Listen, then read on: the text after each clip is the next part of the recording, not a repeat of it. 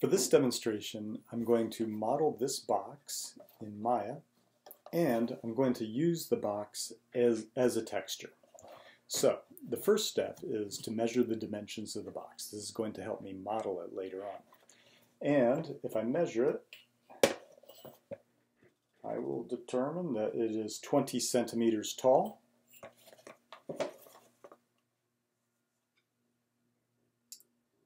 And it is 14 centimeters wide, and it is about 6.5 centimeters deep. Okay, the next step is to unfold the box. First, I'm going to make it a little easier for myself. As you can see, this box has top flaps that open this way. What I'm going to do is I'm going to cut this flap here.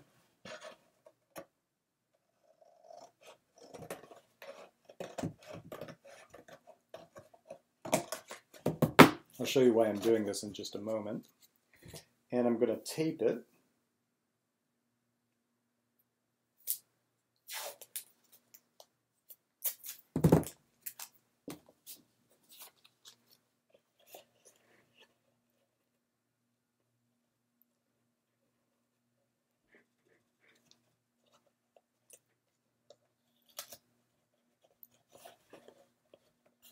Like that. And I will do the same to the bottom.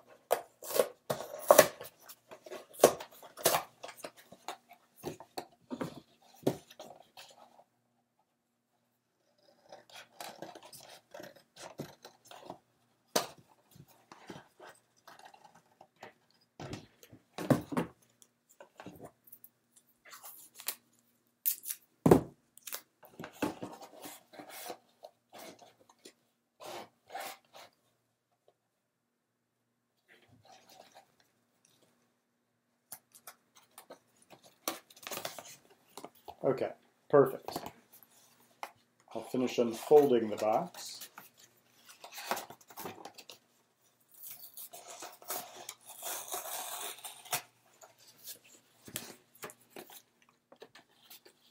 And this will be my texture, which I will apply to the box in Maya.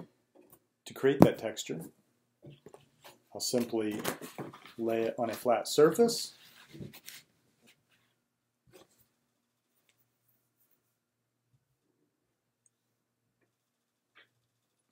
And photograph it from above. There. So here is my texture that I created using my phone. I'd like to point out a few things. First of all, as I've mentioned in previous videos, Maya prefers that a texture be square and that it be of dimensions of 256 by 256 pixels or 512 by 512 pixels, 1024 by 1024 pixels, and so on. Because I took this photograph with my camera on my phone, it is not of those dimensions. Now, I could easily fix that in Photoshop, but I'm going to leave it as is because I want to show you how effective this can be even when you don't have a perfect texture. Okay, so now we're in Maya, and I'm going to create the box, which will be quite simple because I can create it from a very simple polygon primitive, a cube. If you remember, I recorded the dimensions of my box. It is 20 centimeters tall, so I'm going to scale it by 20 in the Y. Now, my cube is 20 centimeters tall. It is 14 centimeters wide, so I'm going to make it 14, I'm going to scale it 14 in the scale X. And finally, I recorded that it was 6.5 centimeters deep, so in the Z-axis, I'll go ahead and input 6.5. And now this is exactly the dimensions that I need to create my graham cracker box.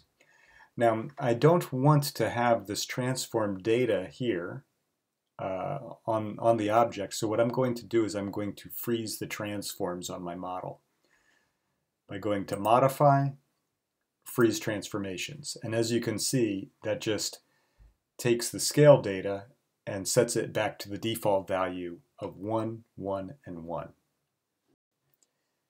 I will now create the material for my box.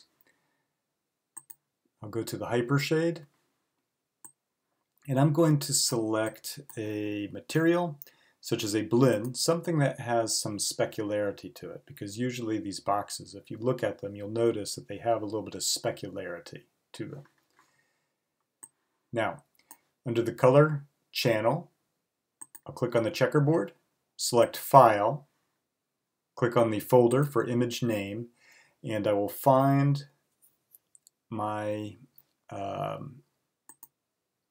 my texture. And here it is, graham-crackers.jpg. And I will open that up. Okay, now I'm going to apply it to my box.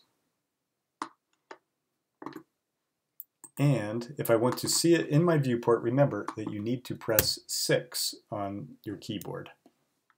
And here it is. Now for the fun part, working with the UVs. With my mesh selected, I'll go to UV Editor. In fact, it's important that whatever you're going to UV unwrap, you have it selected. Notice that if I deselect it, there will be nothing in my UV editor. If I select it, I'll see my UVs and I will see my, my texture.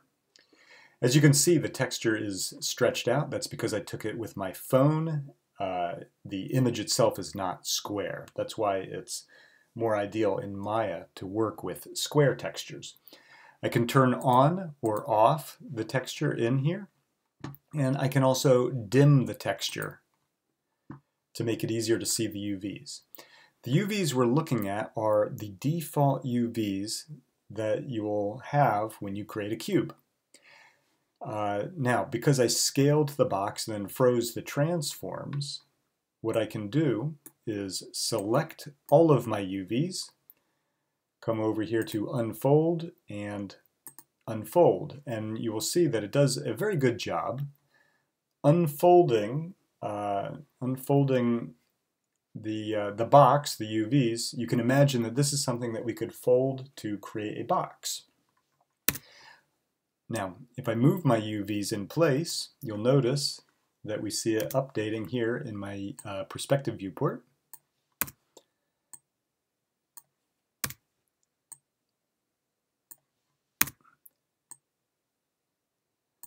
And you can see that it very quickly starts coming together.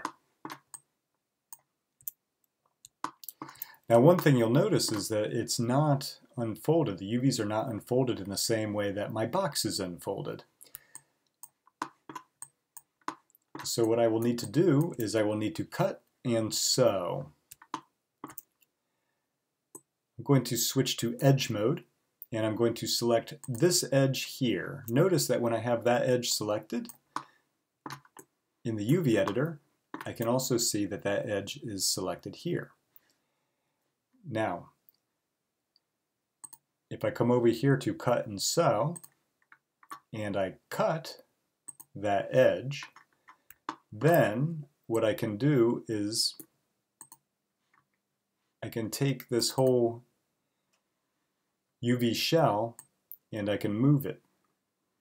In this case, I want to move it over here, and I want to rotate it into place.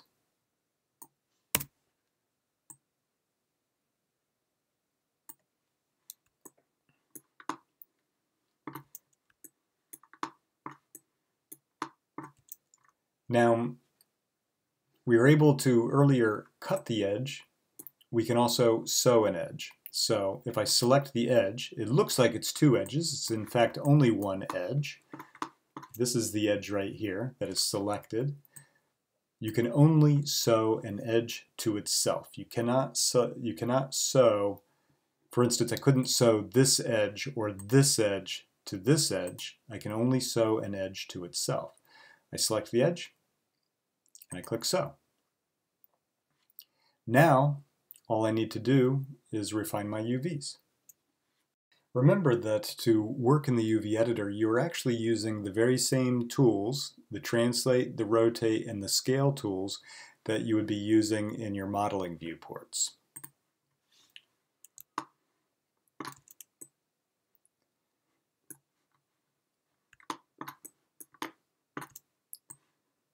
So I'm just going to refine this by moving these UVs into place.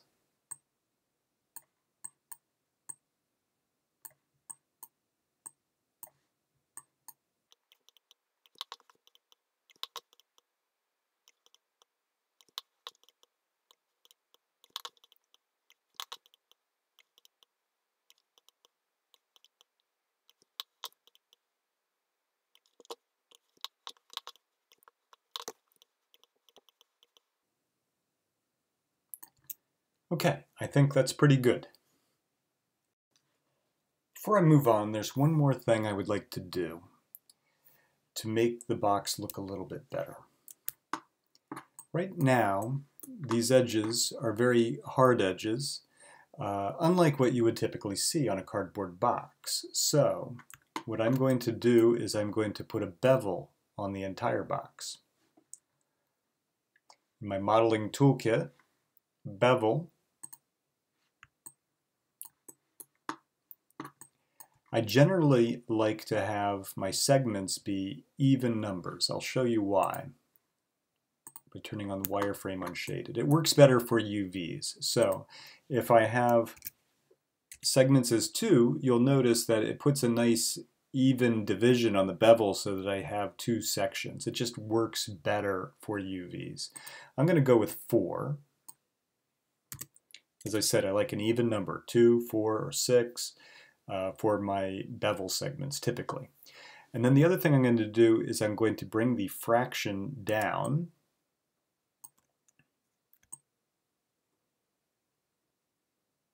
And I think that's pretty good.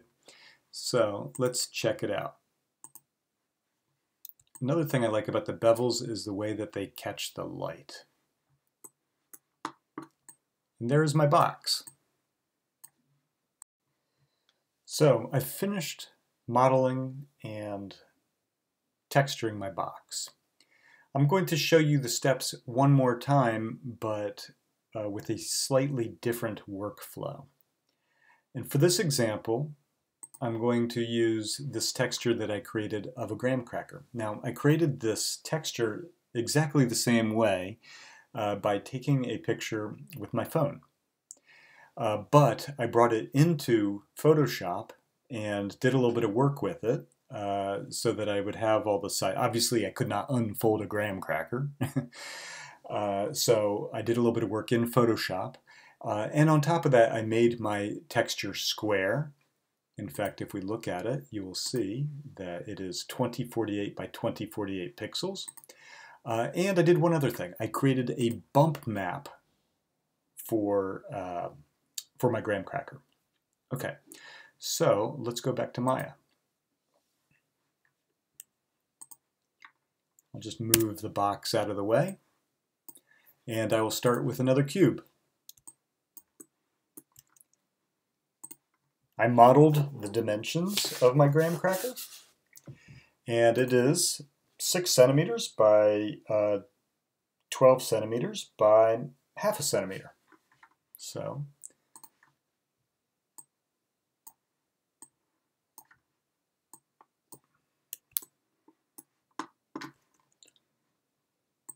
we'll make it 6 centimeters on the X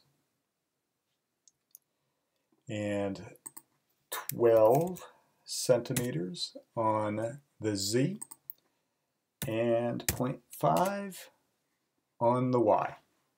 And here's my graham cracker. Now I'm going to freeze my transforms and open it up in the UV editor. Once again, it has its default UVs. What I need to do is either unfold it or Instead, this time I'm going to take a slightly different approach. I'm going to do automatic mapping. Now, what does automatic mapping do? It breaks up the mapping using 6 different projections. As you can see, if I zoom out, it does a projection from the top, the bottom, the sides, and from the front and the back. I will now create my material. So I will go to my Hypershade, and I think this time I will create a Lambert. Go to the color channel, click on the checkerboard, choose File, because it is an image. Click on the folder, and I will find my graham cracker texture. And here it is. And I will apply that to my mesh. There it is. So now let me move my UVs out of the way over here, and now we'll start placing them. So if I select this shell, it's this one. I'm going to move that, I'll move that here. It's going to be the top of my graham cracker.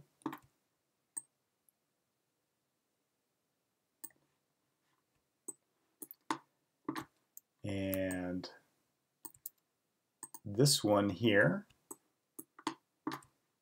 is going to fit here. This one will fit here. If I select this edge, I can see that that one is going to be this one here. So I will take that shell, move it over here, rotate it,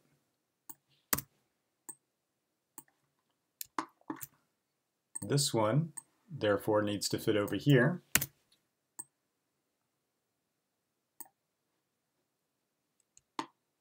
and finally the side of the graham cracker will be over here.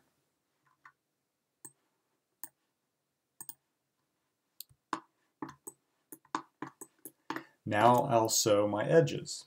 Now, I'm not sure if I have my edges aligned properly. Let's find out. So if I select this edge, in fact, it does meet with that edge. I'll go ahead and sew that. I select this edge, and as you can see, it does not match with this edge. It actually matches with this edge. Let's see what happens if I sew them together. That doesn't look right. I'll undo that. And what I will do is I will flip this around and sew that edge. Okay.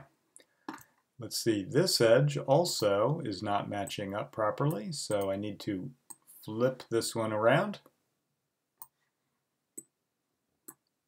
and sew it. And it looks like, okay, I see what's going on.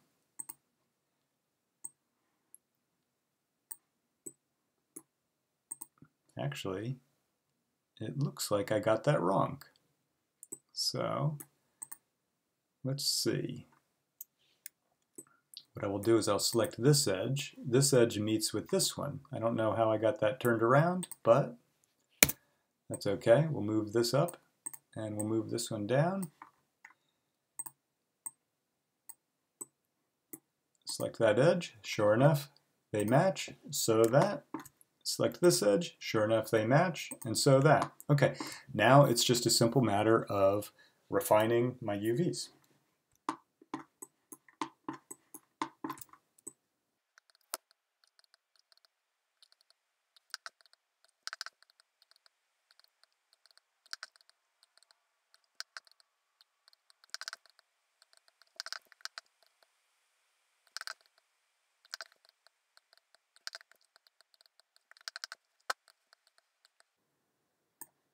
Okay, I think that's looking pretty good. I'll go ahead and make a couple final adjustments to my model. Once again, adding a bevel.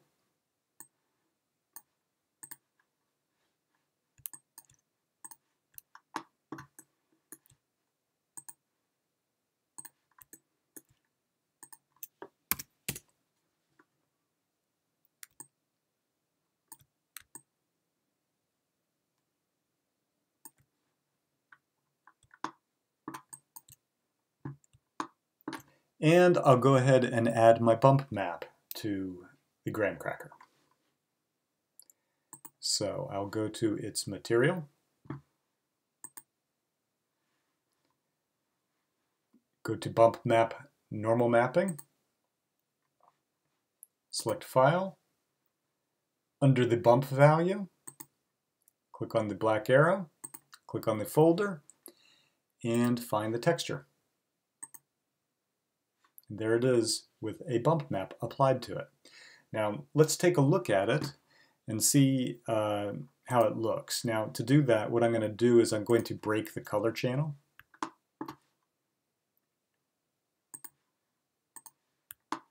This is my shader network, and I'm going to break the color channel so that we're only seeing the bump map applied to it, and there's the bump map. Now the bump map is a bit extreme right now, so I think I would like to adjust that to make it look a little bit better. To do that, I'll go back to my hyper shade. I'm going to select this node here, the bump 2D node, and under bump depth, I'm going to bring that down considerably. Instead of 1, I think I'll make that 0.1. Let's see how that looks. And for a bump map, I think that looks a little bit nicer. Maybe I'll up it just a little bit more, 0.15. Okay, I think that's good. Let me reconnect the color channel.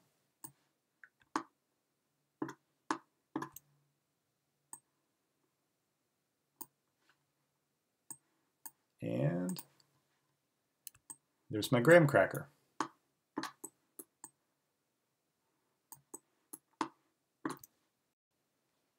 There's actually one more thing I'd like to suggest that you do when working in Maya. As you work doing modeling changes, UV work, what you do is you end up getting a history on your objects. You can see that I've got a history on this graham cracker, my bevel, UV tweaks, and so on. What I recommend is deleting history. So to get rid of this history, what I'm going to do is select my graham cracker and go to Edit, Delete by Type, History. And I will do the same thing for my graham cracker box. As you can see, it also has a history. I select it, I go to Edit, Delete by Type, History. That's generally a good practice when working in Maya. I hope you enjoyed watching the video. I find this exercise useful because it shows you how a two-dimensional image wraps around a three-dimensional form. Thanks for watching. For a tasty snack, try Trader Joe's Honey Graham Crackers. Trader Joe's Honey Graham Crackers, with no artificial colors or flavors or preservatives. They're simply delicious.